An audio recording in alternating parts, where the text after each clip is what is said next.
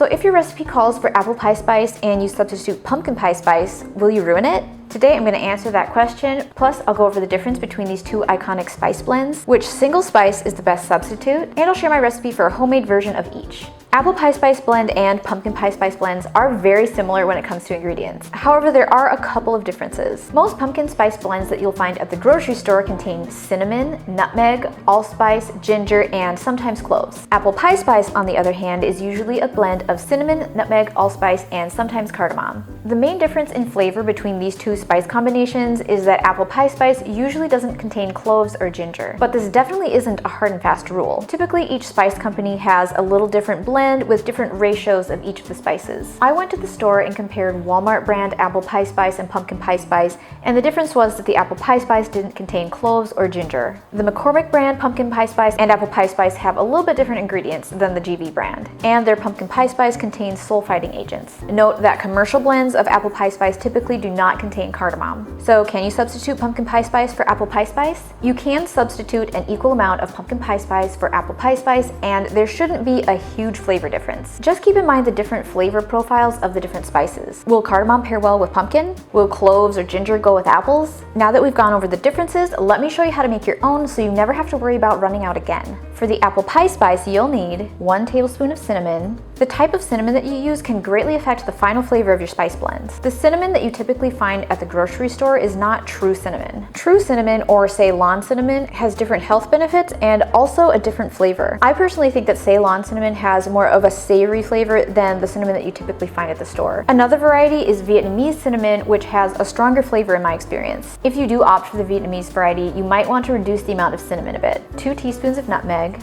If you aren't a fan of nutmeg, then I suggest that you try freshly grated nutmeg. It's amazing. 1 teaspoon of allspice. This is probably the least common spice of the bunch, but I think it's worth a purchase in order to capture the proper flavors. You could substitute cloves or leave it out in a pinch. And 1 teaspoon of cardamom. This is completely optional since most spice blends don't include it, but I love cardamom, so I went ahead and added it to my recipe. Again, freshly ground cardamom is just awesome. These are the most commonly used spices in apple pie spice, but you can experiment with adding other spices such as star anise, cloves, ginger, black pepper, etc. Your DIY blend will have stronger flavors if you make sure that your spices are really fresh. The best way to ensure that is to grind your own. And the next best would be using a freshly opened jar. Okay, place all of your spices in a small bowl. I like to choose one with a spout because it makes it easier to pour it into the storage container later. Whisk until the spices are well combined.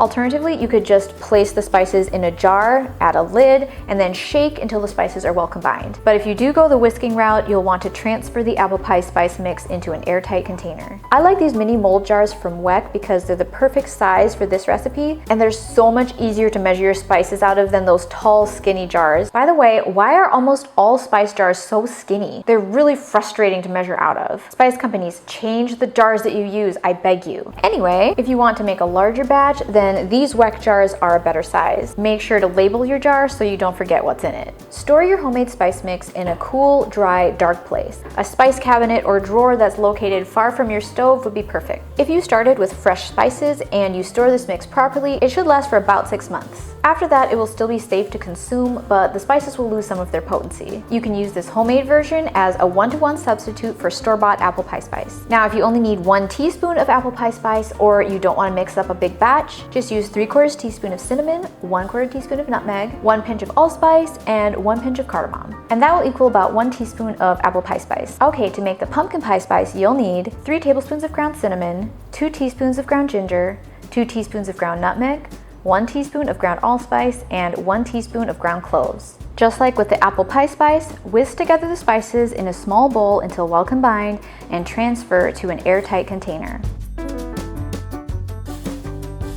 Again, you can substitute this homemade version at a 1-to-1 ratio for store-bought pumpkin pie spice. This recipe makes about 5 tablespoons, but if you don't want to have that much pumpkin pie spice on hand, you can make just enough for your recipe. For just 1 teaspoon, use 3/4 teaspoon of cinnamon, 1/8 teaspoon of nutmeg, 1/8 teaspoon of ginger, 1 pinch of cloves, and 1 pinch of allspice. Now, if you want to use a single spice as a substitute for either apple pie spice or pumpkin pie spice, I suggest that you use cinnamon because it's by far the main ingredient in both spice blends. There won't be as much depth of flavor without the rest of the spices, but it will still be delicious. If you do opt for nutmeg or one of the other spices, make sure that you don't substitute it one for one. Nutmeg is a strong spice and it can easily overpower your recipe. Now, if you're looking for an easy but delicious fall recipe, make sure to check out this video next to learn how to make my baked pumpkin custard. It's got all those cozy flavors of a pumpkin pie without the work of making a pie crust. Best substitute for each? Always with the dishwasher. Most pumpkin pie spice. Nutmeg, allspice. Wow, that's bright. If you opt for the Vietnamese,